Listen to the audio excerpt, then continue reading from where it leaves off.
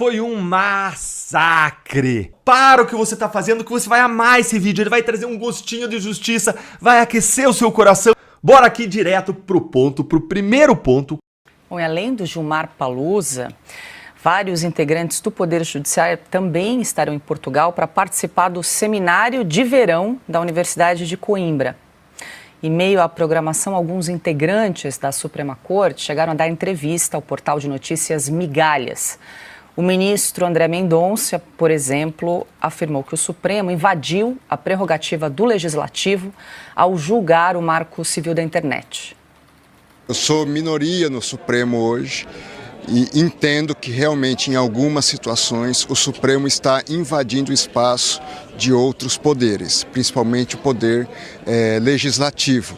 Também na definição de políticas públicas, com um âmbito de discricionariedade, que deve ser a discricionariedade administrativa, e adentrando-se numa discricionariedade na esfera judicial. Então tem uma posição diferente hoje em alguns julgados, não é sem razão que eu tenho sido vencido em alguns julgados, onde eu entendo que caberia a outros poderes, por definições prévias por parte da própria Constituição, estar atuando e não o Supremo ou o Judiciário. Caso recente do Marco Civil da Internet. O ministro Alexandre de Moraes rebateu críticas à Suprema Corte, afirmou que o ativismo judicial pouco existe. Na verdade, o ativismo pouco existe. Isso é algo que se faz, essa crítica, quando as pessoas discordam da decisão tomada pelo Poder Judiciário. O Poder Judiciário, ele é um ramo em que ele precisa de provocação para atuar. Uma vez que ele é provocado, ele deve decidir.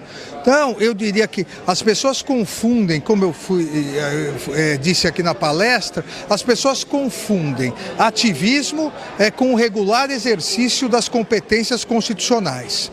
A Constituição deu ao Poder Judiciário essa missão de decidir os conflitos uma vez provocado. Em sendo provocado, deve decidir. E confundem, às vezes, autocontenção com prevaricação e covardia. Contraditória essa fala do ministro. Deixa eu começar com a Ana. No Enem, na prova oral, ele está reprovado. Porque tem duas questões. O André Mendonça falando ali que é minoria em relação à regulação das redes sociais, por 8-3, ele foi voto vencido junto com Nunes Marques e Edson Fachin, Ana. E o ministro Moraes dizendo que o judiciário é um poder que precisa ser provocado. Palavras do ministro Moraes. Mas como é que ele explica a abertura do inquérito das fake news há 6 anos, que foi aberto de ofício, ou seja, pelo próprio Supremo Tribunal Federal, pelas próprias mãos de Dias Toffoli, que entregou o inquérito há 6 anos nas mãos do ministro Alexandre de Moraes? Ele como é que foi responde? provocado pelo Dias Toffoli. Pelo Dias Toffoli. Esse é o ponto que eu escrevi aqui também, Paula. Ele fala, não, o poder precisa responder quando ele é provocado. Mas é um poder ativista, sim, porque ele age sem ser provocado o tempo todo. O tempo todo. A caneta independente do Alexandre de Moraes inquéritos de ofício, às vezes uma votação que não sai como eles desejavam no Legislativo, eles pegam, por causa do famigerado foro por prerrogativa de função, eles balançam a canetinha e a forca em cima de algum parlamentar, olha aqui, a minha caneta pode abrir qualquer coisa de ofício. Então isso é uma mentira do ministro Alexandre de Moraes. O Supremo Tribunal Federal não age apenas quando há provocação, isso é falso.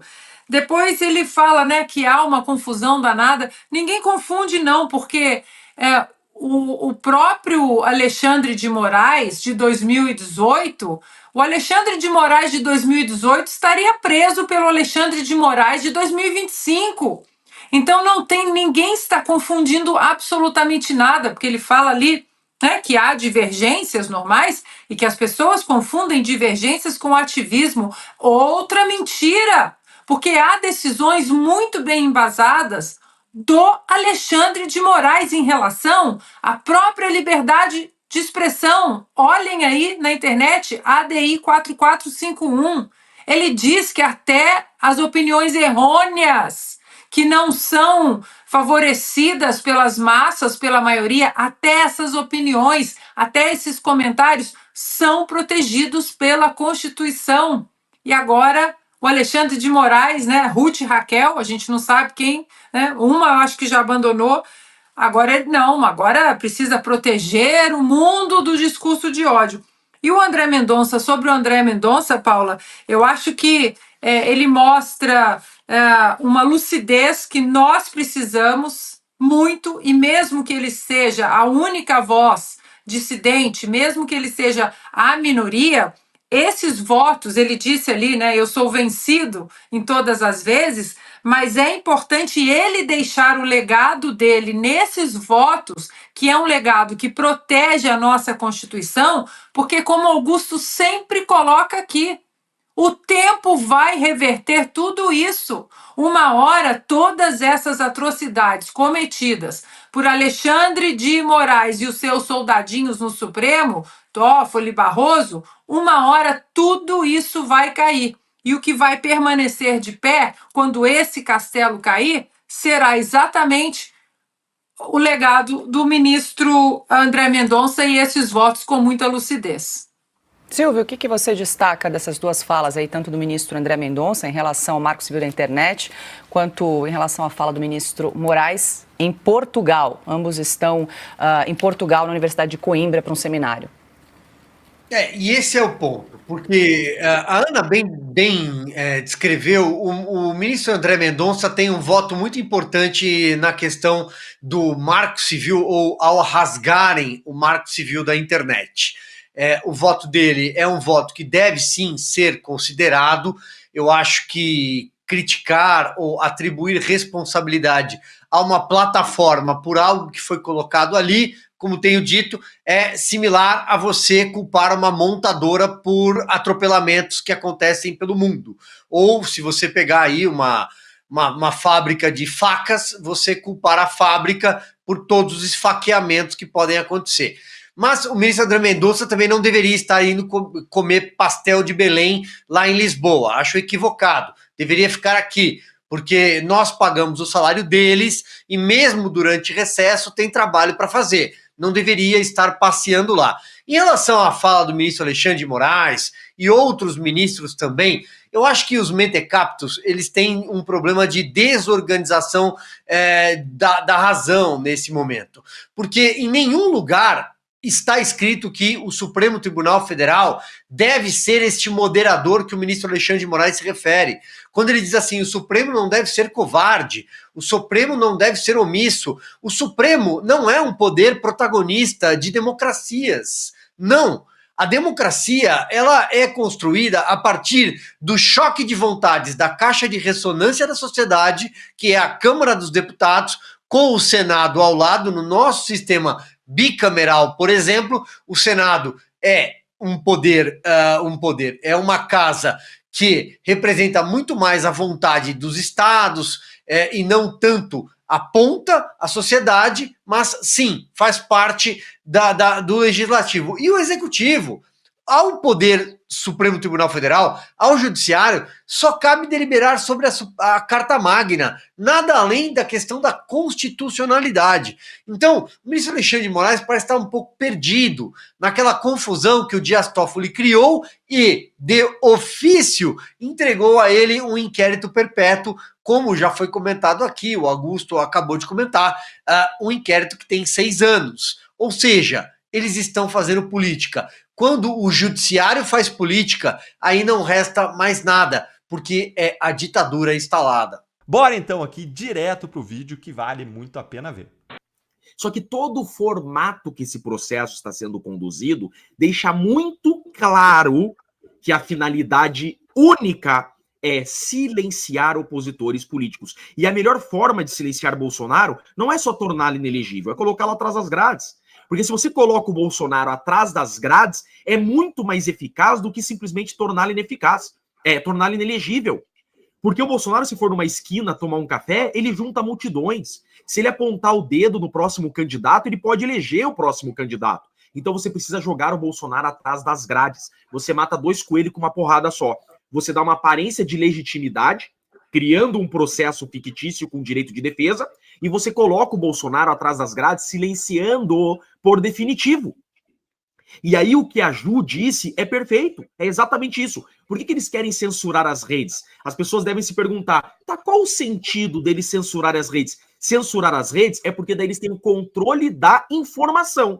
Então, se eles prendem Bolsonaro, o povo não tem como gritar. Porque o único local de fala hoje da população é através da rede social livre. Então, prender Bolsonaro é silenciar a direita por inteiro, torna Bolsonaro inelegível para sempre, e você tira o único canal que os seguidores do Bolsonaro e a direita tem para se comunicar, que é a rede social. Então, veja, isso é um golpe muito bem estruturado e eles estão seguindo a cartilha que eles traçaram desde início de 2023. Veja que não é à toa que eles mudaram a jurisprudência de 2005 para fixar a competência do STF. Veja, se você fizer um retrospecto, eles seguiram exatamente uma cartilha que eles criaram. Ex-mandatário não tinha prerrogativa no STF. Eles vão lá, mudam esse entendimento para o processo começar no STF. Se começasse em primeiro grau, ia demorar muito, Marco. Primeiro grau, segundo grau, terceiro grau, STF. Não, vamos começar direto no STF. A gente tem que terminar esse processo em 2025. Vão lá e mudam o entendimento, dizendo que agora ex-mandatário, STF. Não bastasse, precisamos mandar para a primeira turma. Altera o regimento em 2023 para mandar para a primeira turma. Não bastasse, vamos dividir o processo em 4. O processo do Bolsonaro corre primeiro. Não bastasse, não vamos intimar as testemunhas de defesa. Não bastasse, amanhã o STF vai censurar as redes. Veja só, amanhã é o último dia de rede social livre. Amanhã o STF bate o martelo. O jogo foi jogado e a estratégia deles está sendo alcançada. Essa ditadura não vai terminar no Bolsonaro e no bolsonarismo, porque essa tirania não pararia na direita e nos Bolsonaro. Nós dissemos aqui, comunidade jurídica, em todas as ditaduras cormãs, a ditadura chegou à classe dos advogados, chegou à magistratura. Isso é normal. A história não nos deixa mentir. Marco, nós avisamos, a ditadura chegou. A classe jurídica, que imaginava que não seriam afetados. Não há amigos na ditadura. Não há. São todos inimigos. Quem enfrentar o sistema terá a cabeça cortada. Você tem um advogado que teve um inquérito instaurado por advogar. O cara pediu a nulidade da delação, teve um inquérito instaurado. Você tem um juiz com um advogado do lado pedindo desculpa por ter agido corretamente. Vamos entender juridicamente agora toda essa situação. Processos do STF nós chamamos de processos originários, esse é o termo técnico. Processo que começa no Tribunal Superior, processo originário, tá? O que acontece? O STF processa e julga. Só que a execução da pena, que é pela Lei de Execuções Penais, ela se dá no primeiro grau, na vara de execução penal da localidade que o apenado está cumprindo pena. Isso é assim segundo a Lei de Execuções Penais e segundo uma súmula do STJ. Veja que aquela senhora que está fazendo pergunta, ela quase fala STJ. Você viu, Marco? Coloque o vídeo de novo daqui um pouquinho dela. Ela fala, você descumpriu o entendimento do STJF. Ela sabe que o entendimento, a orientação do STJ, súmula 192, é que a execução da pena se fará pelo juiz de primeiro grau. Esse juiz, ele seguiu uma súmula do STJ. E por que ele soltou? Porque um sistema, um computador falou para ele, solte. É sistema, gente. Quem tinha que estar sendo ouvido ali seria a inteligência artificial, porque quando um apenado ele entra no sistema de execução de pena, ele é cadastrado em um computador, tem requisitos ali. E veja só, provavelmente o computador cadastrou esse infiltrado no sistema de primário, sem violência e grave ameaça à pessoa. Então o sistema preencheu lá. Ele é primário, e o crime que ele foi condenado não tem violência e grave ameaça à pessoa. Ou seja, quando o sistema calcular que ele cumpriu 2 anos e 7 meses da pena, porque ele foi condenado, se eu não estou enganado, há 14 anos, né? 14 anos. E 16% disso daria 2 anos e 7 meses, né? Ou seja, dando 2 anos e 7 meses, que é 16% da pena, ele teria direito à progressão de regime. O sistema apareceu para o juiz competente. O juiz falou, põe na rua. O juiz não olhou quem era. Agora esse juiz vem e pede desculpa por ter aplicado uma súmula e por ter soltado alguém que um sistema disse para ele soltar, que acontece com 100% dos apenados no Brasil. Todo mundo sabe o que está acontecendo, mas eu tiro vantagem disso. Óbvio que eu quero proximidade com o ministro da Suprema Corte, né? Você imagina, um ministro que tem entrada em qualquer lugar. Quem não quer proximidade com o ministro, a caneta mais pesada do Brasil? O Lula entendeu isso já em 80, que precisava investir na Suprema Corte, porque é o maior poder do país e seria o maior poder do país, e esse dia chegou. Vê, o Gilmar Mendes que manda na CBF, manda em tudo.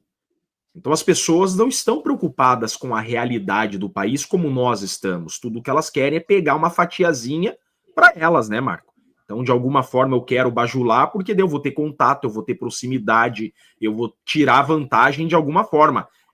Nada é de graça. Nada é de graça. Obviamente, essa pessoa que está fazendo campanha por ele, está dando esse título, a conta vai chegar em algum momento desse relacionamento, dessa proximidade. E Brasília gira em torno disso. De favor e recompensa, favor e recompensa. E uma hora a conta chega, e a conta ela é paga. E é assim que funciona Brasília. Brasília funciona exatamente assim. É um plantar e colher diário de favores e de relacionamentos, né? Cara, eu fiquei assustado com os detalhes que o Paulo trouxe. Eu não sabia que ele passou pelo que ele passou. Ele chegou a ser conduzido, preso nos Estados Unidos. Eu não imaginava que ele tinha sofrido tanto como ele sofreu. Mas é importante a gente fazer um retrospecto que o formato utilizado pela atual ditadura, porque tem gente que está pensando assim, que ditadura é essa que nós estamos vivendo no Brasil, que as pessoas estão tendo direito de defesa? É aí que está. Eles estão utilizando o processo criminal para silenciar opositores políticos, porque esse é o melhor formato das ditaduras modernas, porque você dá uma aparência de legitimidade à perseguição. Você não derrubou um avião, você não pendurou o teu opositor em praça pública, você não matou o teu opositor fisicamente, mas você dá uma aparência de legitimidade. Nós estamos deixando ele ser defendido.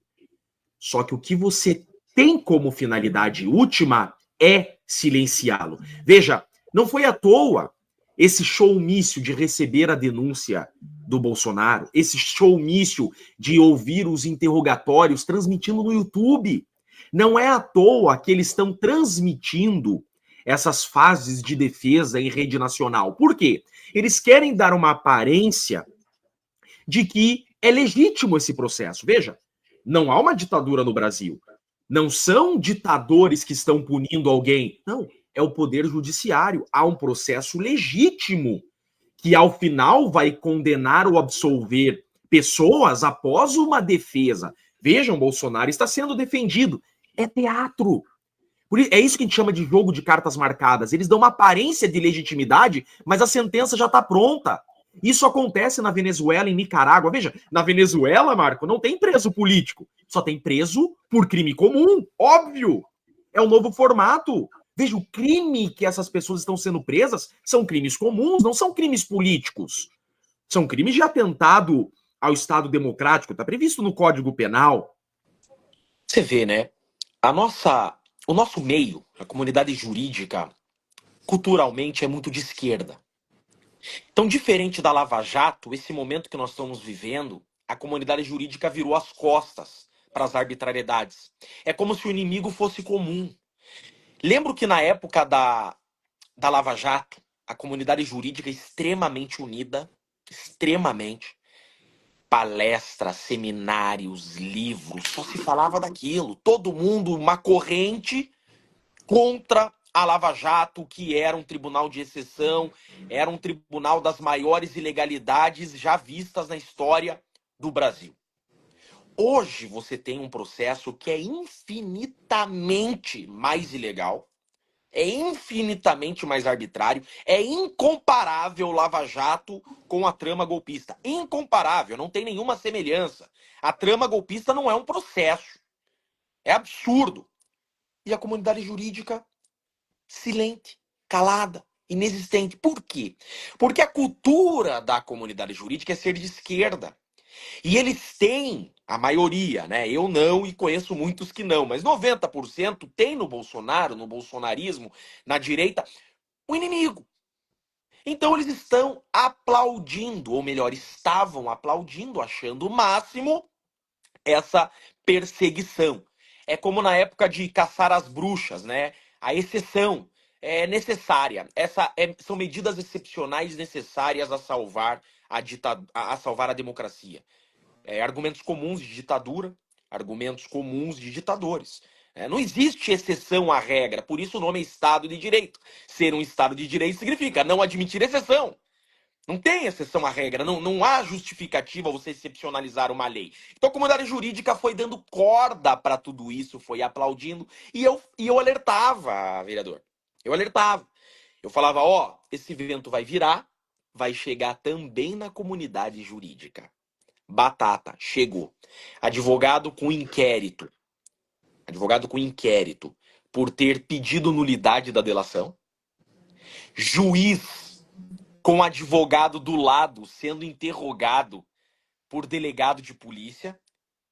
Você imagina o que aconteceu. E aí, então, agora acordaram. Opa! Agora chegou nos advogados, agora chegou no juiz. E muitos juízes e Ministério Público, promotores, procuradores, eu converso com muitos, óbvio que eu não posso dar o nome, tem que preservá-los, mas eles dizem, eles recebem direto orientações do CNJ e do CNMP sobre termos e assuntos que eles podem comentar. Então, veja, juízes e promotores saíram das redes sociais. Não tem mais juiz e promotor em rede social, acabou. É caça às bruxas. Juiz que colocar a cabeça pra fora vai ser ripado. E veja, dá uma dó do que aconteceu com esse juiz, porque ele foi humilhado. Eu acho que ele não imaginava que ia vazar o vídeo dele. Você viu o medo desse juiz na fala? Não, eu prometo que eu nunca mais vou errar. Mas espera, você não errou. Você não errou. O juiz da execução é o juiz de primeiro grau. O STF não fica com a execução da pena. É legal para explicar para o povo o que acontece. O STF processa e julga. A execução da pena não é pelo STF. A execução da pena é pelo juiz da execução do local em que o apenado está cumprindo pena. Súmula 192 do STJ. Sempre foi assim. Então, veja, o juiz agiu corretamente e está pedindo desculpa. Pera, você não vê isso nos Estados Unidos. Você não vê isso em nenhum país da Europa. Isso é uma ditadura. Um juiz pedindo desculpa por ter agido corretamente. Então agora, caiu a ficha de todo mundo que a ditadura chegou a todos. E a ditadura ela é assim. A ditadura não poupa ninguém. Nesse momento não tá chegando a mim, mas um dia vai chegar e não vai ter como gritar. Então veja, juiz, cara, concursado, sendo coagido por um delegado daquela forma. E há ainda quem defenda esse estado totalitário que nós estamos vivendo. É uma pena tudo isso, mas não há outra palavra a dar. Não é clichê, não é papinho, não. O Brasil é uma ditadura da toga. É importante olharmos para a história, o motivo pelo qual nós temos a tripartição de poderes. O que acontece? Quando nós criamos o Estado, esse Estado passou a se voltar contra o povo que o criou. Aí vem o chamado Leviatã. Leviatã foi o Estado que se volta contra o povo e começa a aprisionar o povo, sufocar o povo. Montesquieu, então, tem a ideia genial de criar a tripartição de poderes com a ideia de freios e contrapesos. A tripartição de poderes, ela teve a finalidade de retomar o poder do povo, limitando o poder do Estado, pré-definindo muito bem as funções do Estado. Então, dividiu o Estado em legislativo, executivo e judiciário. O legislativo é o povo, dividido em duas casas, e já explico o motivo de ter duas casas. É o povo no legislativo. O executivo cuida do erário, cuida da grana, então o administrador é o síndico do prédio. Isso é o executivo, é o síndico do prédio. E o judiciário é aquele que vai executar as leis criadas pelo povo. Então, esse é um formato que o poder está nas mãos do povo. E como que isso é assegurado? É assegurado na existência do Senado. Porque o Senado faz o papel constitucional de fiscalizar os outros poderes e poder tracionar a corda quando os outros poderes deixam de ser independentes e harmônicos. Por exemplo, quando um poder invade o outro, o nome disso é crime de responsabilidade. A Constituição assegura ao Senado, que é o povo, o poder de colocar o presidente, os ministros do STF no seu devido lugar. Então é o Senado que tem que chegar e falar, ó, isso é crime de responsabilidade, nós vamos instaurar impeachment. Então veja, esse formato é para deixar o poder sempre último na mão do povo. O formato que nós temos hoje é o poder último nas mãos do STF. O STF é o último a falar e não há como questionar. Veja, se anistiarem o Bolsonaro, nós vamos declarar inconstitucional. Pera, quem anistia é o povo. O STF tornar a decisão do povo inconstitucional é crime de responsabilidade, porque o STF estará usurpando o poder daquele que detém em um Estado de Direito. Por isso que o Senado pode, então, instaurar processo de impeachment. Então, o que nós vivemos hoje, agora respondendo a sua pergunta, é um estado de exceção onde não se aplica mais a lei criada pelo poder do povo.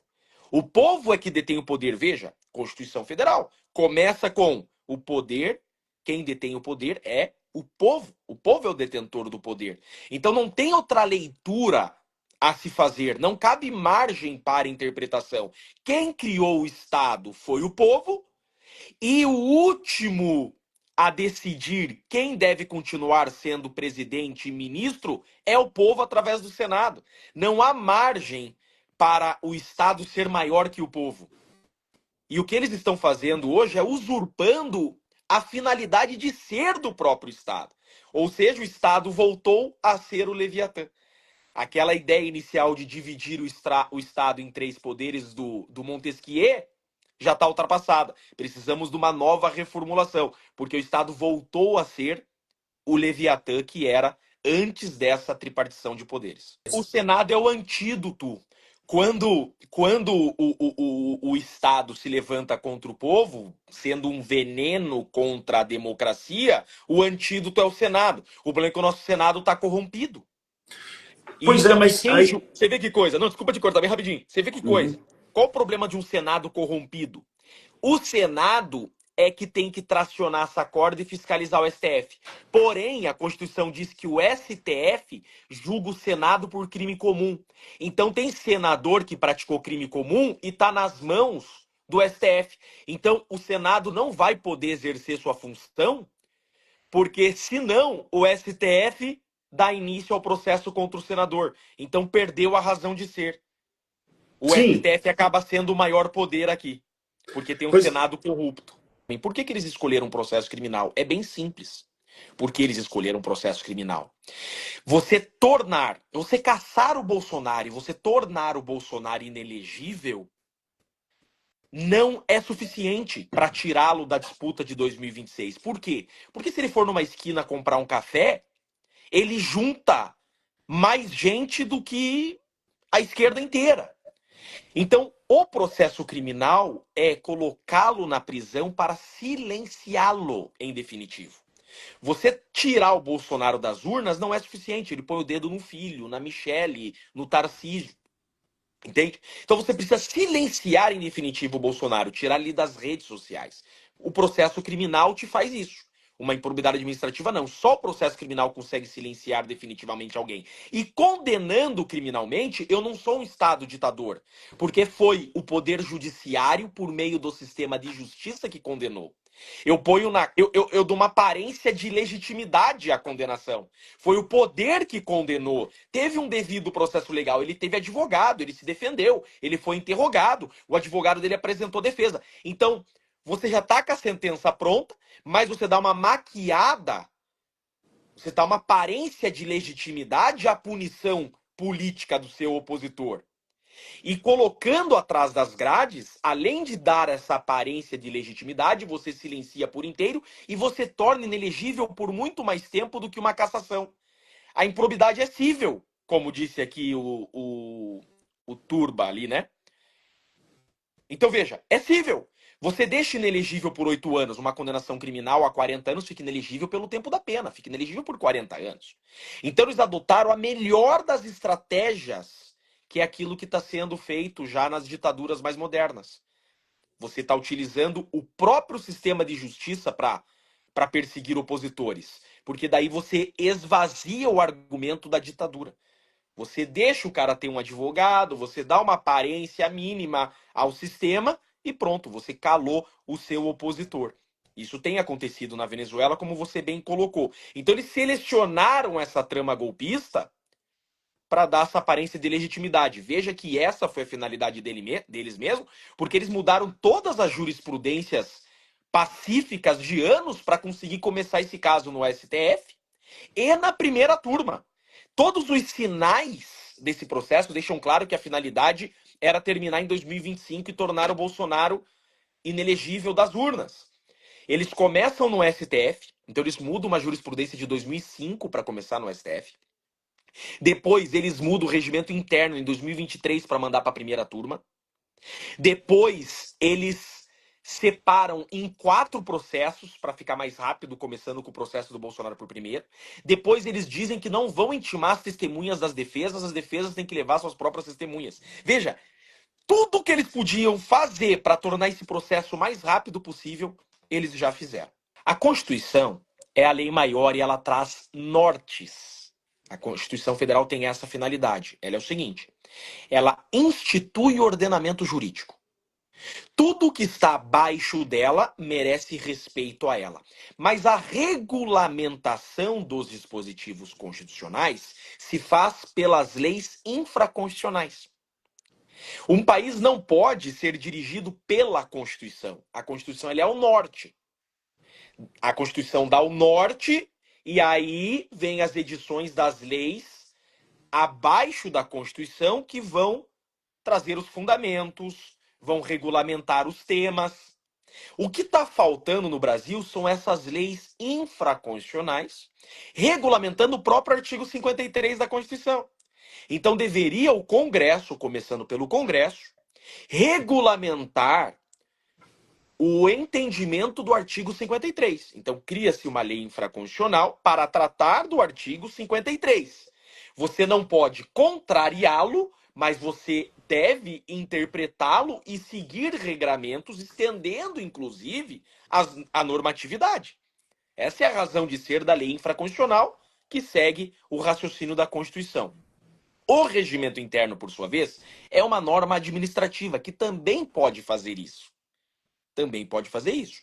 Então, o regimento interno pode, seguindo a constitucionalidade do tema, trazer regulamentações administrativas. Entende? Então vocês podem, por meio do regimento interno, dizer a forma como se executará o cumprimento de uma pena, a forma como... Porque a própria Constituição Federal diz que normas de procedimento podem se fazer por meio da lei infraconstitucional. Perfeito. Então o que está faltando no Brasil são normas procedimentais de execução do artigo 53. Tornozeleira pode ser até lei estadual, porque é norma procedimental, pode ser de lei estadual, pode ser a Alep do Espírito Santo, pode ter um regramento próprio sobre as tornozeleiras no Espírito Santo. Não está na hora de fazer uma reforma do sistema judicial, né? Do sistema judiciário. Passou da hora, né, vereador? Passou da hora. O Brasil precisa com urgência de uma reforma do sistema de justiça, com urgência. O sistema de justiça não pode governar o país. O Brasil está sendo governado pelo poder judiciário. Há uma necessidade urgente de uma reforma. Eu não estou acompanhando esse debate. Não sei nem se é um debate público que está havendo ou é um debate institucional. Mas eu não estou acompanhando. Mas eu tenho centenas de ideias que a gente pode ficar horas aqui debatendo do formato que eu penso que seria o melhor nessa reforma do sistema de justiça. Mas um dia a gente marca um debate, quando você for senador da República, você me convida para um café no seu gabinete e a gente elabora um baita de um projeto de lei para uma reforma que seja próxima ao desejado da nossa Constituição da República. Vou te mostrar qual que foi a resposta de Bolsonaro, que em menos de um minuto, um minutinho, demoliu a narrativa da PF, da PGR, do STF, de que teria havido uma tentativa de golpe de Estado no Brasil. Bora lá então assistir esse momento especial juntos. Bora então aqui direto pro vídeo que vale muito a pena ver. Eleições no ano que vem. Um grande aliado nosso, né?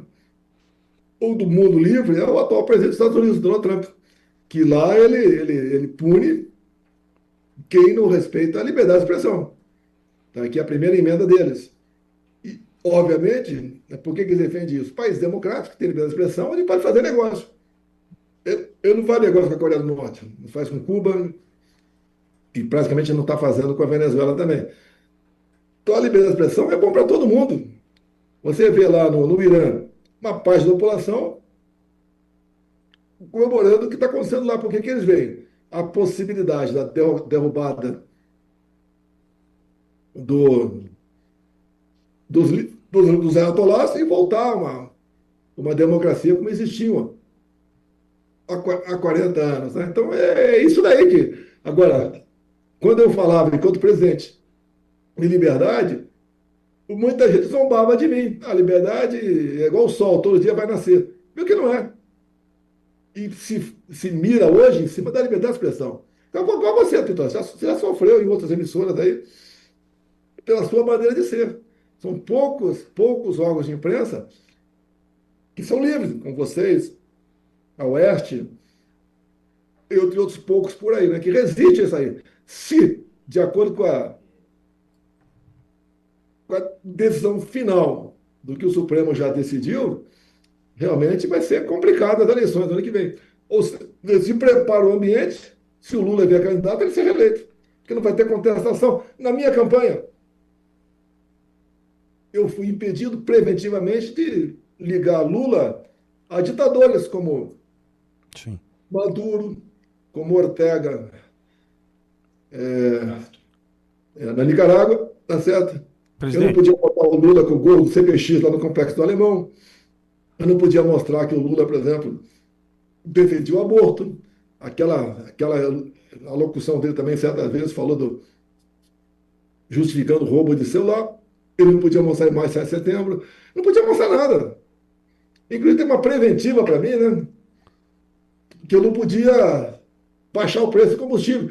Eu jamais baixaria o preço do combustível, como a Dilma fez lá atrás, na canetada. Sim. Nós baixamos, tirando os impostos federais, do diesel, da gasolina, do etanol, do gás de cozinha, e botamos um teto no ICMS, com o parlamento do nosso lado. Que, por exemplo, tinha estado que cobrava até 34% de ICMS, botamos um teto 17%. Para falar sobre esse assunto aqui, ninguém melhor que o Saxida aqui. Eu quero só convidar os ouvintes da Hora Verde para a seguinte reflexão. Quando eu assumi como ministro de Minas e Energia, o preço do barril do petróleo estava 126 dólares.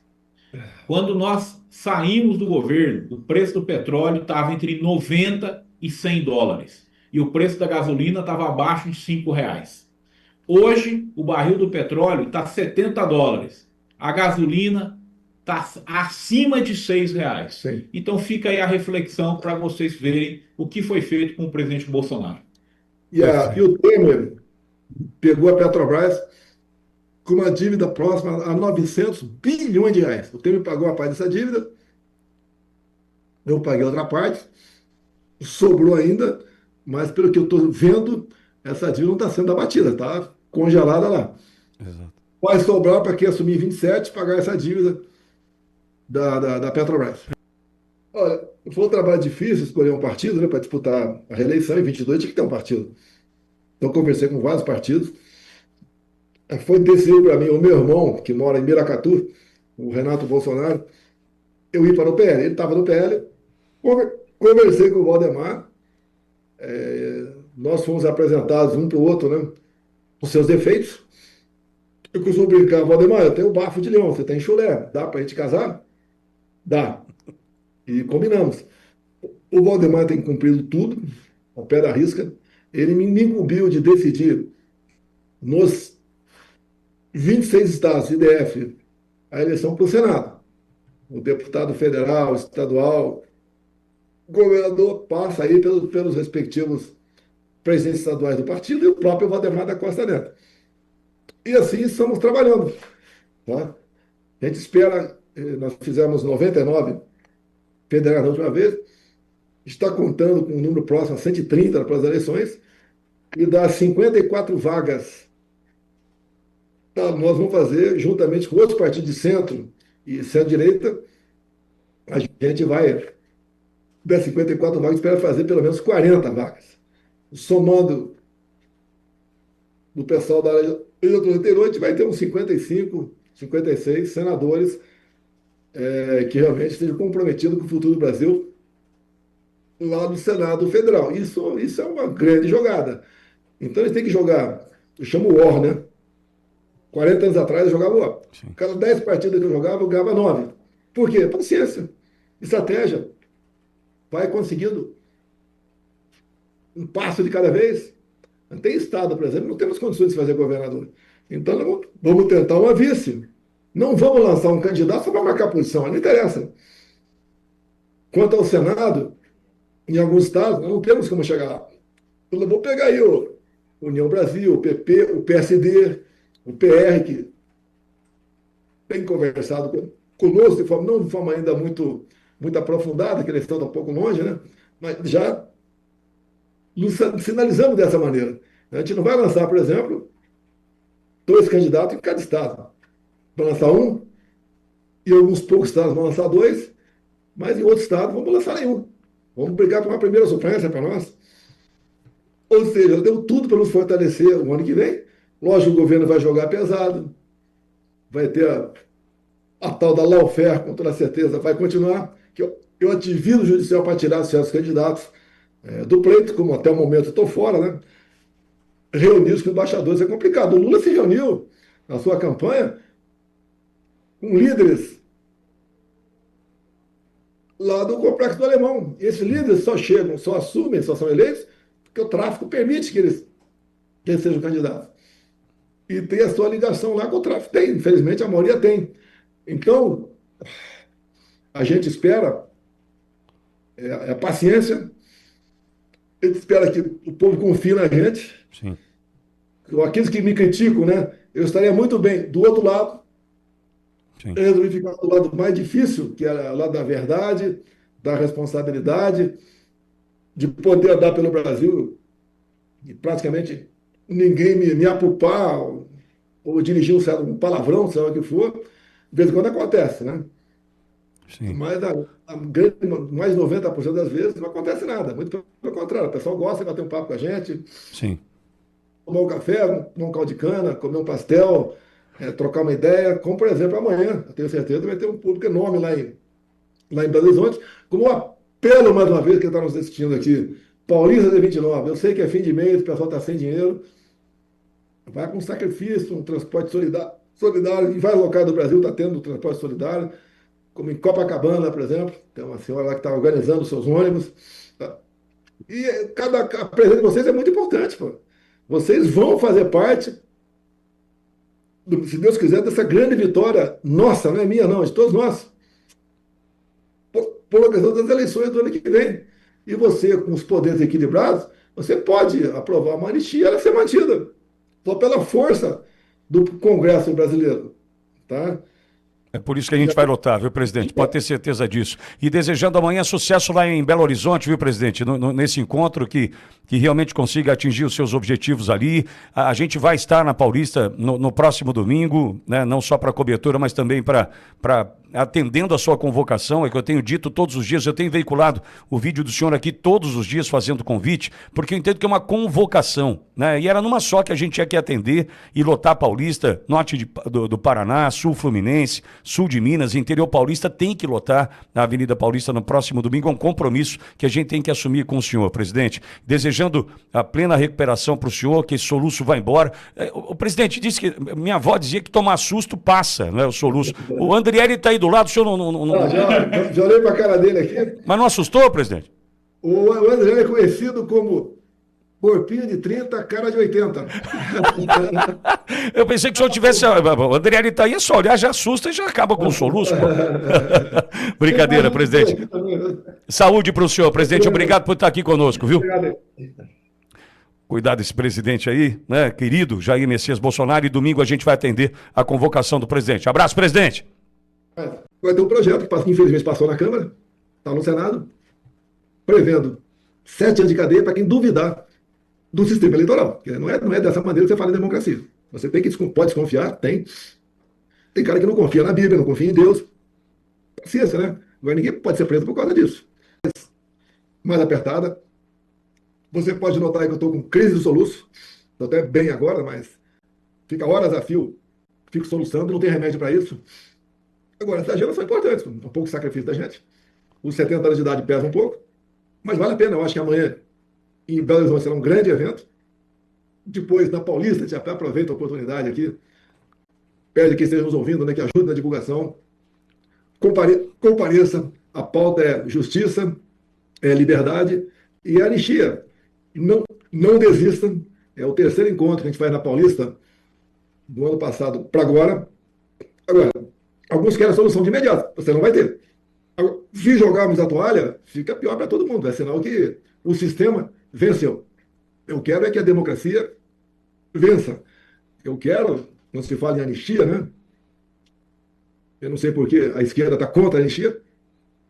Porque basicamente todas as anistias no Brasil, a esquerda foi a beneficiada. A última, uma das últimas, né? Foi em 79. Ali foi anistiada gente que pegou armas, que explodiu carro-bomba, que roubou banco, que sequestrou aviões, que justiçou companheiros. Então foi anistiado. O presidente Figueiredo deu essa anistia lá atrás e fez uma certa pacificação no Brasil. Aqui é a mesma coisa. A pacificação, no meu entender, virá dessa anistia. No meio militar, você tem noção do que é a liberdade. Porque você passa por cursos, por exercícios, até uma recruta, né? E fica longe de tudo, às vezes, por uma semana. Ou quando pega uma cana no quartel, né? Por vezes se aplica uma prisão disciplinar no militar ali. Agora, geralmente, no meio militar, ou você está em exercício ou você cometeu alguma falha. Tá? Agora, essas pessoas que estão presas, não é apenas a Débora, né? Tem pessoas idosas ali, mais de 70 anos, com câncer, inclusive. A semana passada foi condenada uma mãe a 14 anos, com 7 filhos, 6 menores. Como é que essa molecada vai crescer sem a mãe em casa? Qual foi o crime dela? E negada a prisão domiciliar, né, presidente? Então, a pacificação passa por aí. Eu vejo alguns ministros do Supremo reclamando da questão da popularidade, da forma como eles são tratados nas ruas, tá? Quando vão, né? Agora, passa também a entender a pacificação disso, até para o bem-estar da própria justiça, a questão da anistia. E a anistia é um ato privativo do Congresso Nacional. É um ato político e privativo do Congresso. Não é do Judiciário e nem do Executivo. É do Congresso em si. O Congresso tem esse poder, está previsto na Constituição. Então, quando a ameaça de tornar inconstitucional possível a anistia, você perde força do parlamento. Eu faço o que posso aqui, converso com muita gente, buscando essa pacificação, vinda da anistia, e botando para fora. Eu não sei quantas pessoas temos, mais de 100 presos condenados atualmente. Temos algumas centenas que estão refugiadas aí, em especial na Argentina. Trazer esse pessoal para cá. Voltar à vida normal, passar uma borracha em cima disso tudo, tocar o barco. E o que é mais importante, né? Por que essa confusão toda?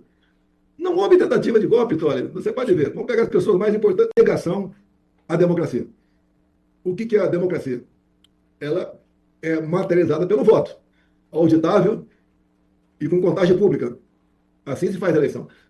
Lá atrás, você pode ver, em 82, apesar da reação que as Forças Armadas tinham para com o Brizola, ele foi eleito governador do Rio de Janeiro. E foi respeitado tudo isso aí. Agora, o contrário, você pode ver as pesquisas. Você bota um pé atrás tocando a pesquisa. Mas aí a pesquisa está me dando eu, o mais competitivo, e derrotando o Lula por ocasião das eleições. Depois vem os outros nomes ali para baixo. Então, tirar a gente do páreo por intermédio de ineligibilidades ou condenações absurdas, isso é conhecido como lawfare. Ou seja, o ativismo judicial.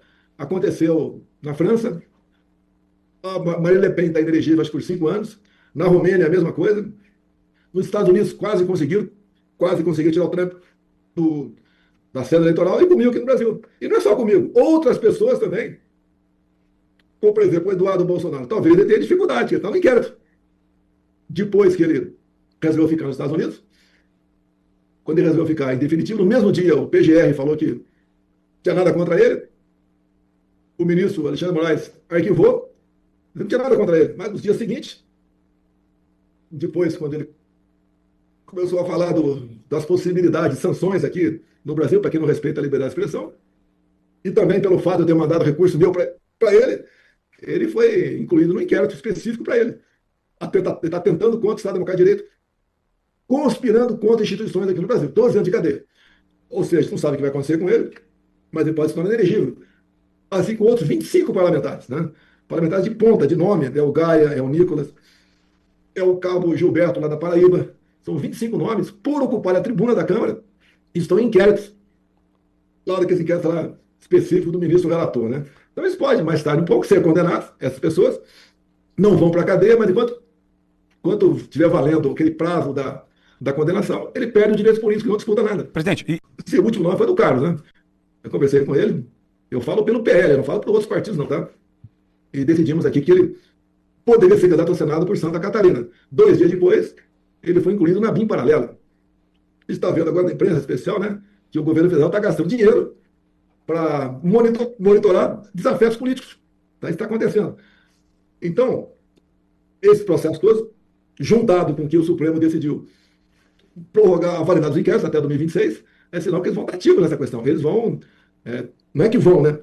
Estão demonstrando que essas pessoas com potencial para o Senado vão ter problemas com a justiça. Isso também é negação à democracia. Eu nunca falei que queremos um Senado forte para qualquer outra medida de força. Eu quero um Senado forte para reequilibrar os poderes e nós possamos falar, então, que o Brasil é um país democrático, que vai respeitar a sua Constituição, que a liberdade de expressão será respeitada, tá? Que essa liberdade junto às mídias sociais seja para valer. Você pode ver, você pega um blogueiro qualquer, ou um ativista aí, né? Se ele começar a escrever coisas que não condizem com a realidade, o pessoal abandona. Como nós temos várias pessoas que foram abandonadas, mudaram de lado, né, sem motivo nenhum, e foram abandonadas. Agora, os outros, que têm uma certa coerência, né, vão ser mais do que mantidos, vão ser fortalecidos. Esse nós queremos. A democracia é a convivência pacífica de opiniões contrárias. presidente, o senhor mencionou... 2 coisas, né? Só não caiu de podre há mais tempo, porque tinha muita gordura do nosso governo. Deixamos muita coisa contratada. A economia no verde. Entregamos o governo com 54 bilhões em caixa. Ou seja, isso tudo fez que o governo tivesse a sobrevida. Hoje, por exemplo, né, o governo gastou, além do previsto, 300 bilhões de reais. É uma conta que alguém vai pagar. Esse alguém é o povo trabalhador. Não há dúvida. Tá? Você vê, foram 24 medidas do atual governo para aumentar impostos ou criar impostos. Ninguém aguenta isso. Nós demos um exemplo contrário lá atrás. Diminuímos a carga tributária. Tá certo? Então, esse dinheiro gasto aí sem qualquer responsabilidade vai impactar em quem assumir o governo em 27. E assumir 27, vai ter que tomar algumas medidas salgadas, porque a nossa dívida já tem 9 trilhões de reais. Isso dá só de juros mais de 2 bilhões por dia. Como é que você vai sanear? Eu tenho uma